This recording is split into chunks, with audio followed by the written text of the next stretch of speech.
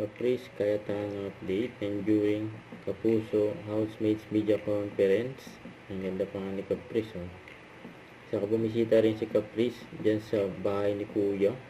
Kasama niya mga ka-housemate niya. At may picture din siya kay Nene Tamayo. Yun, oh.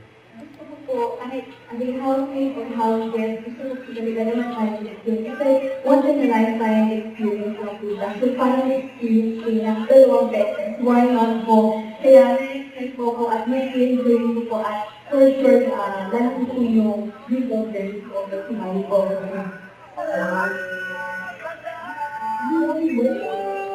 Kaya mga mag-housemate nito.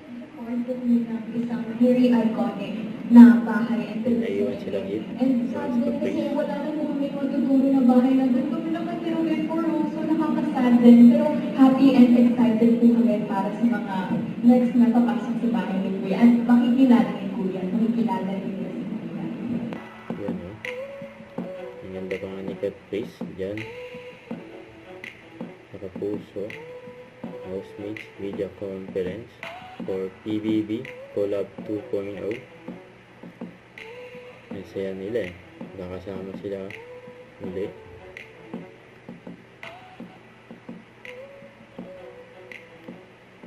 At na-miss din nila yung bahay ni Kuya, eh.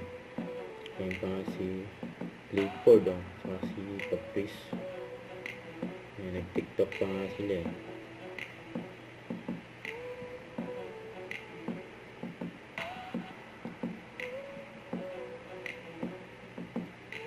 Sa mga kapuso, ayan, si Fargirl, PBB, Collab 2.0, na nagsama-sama sila dyan. Don't forget to subscribe, click the notification bell for more updates. This is Richard the Action Vlog. Stay tuned for more videos. See ya.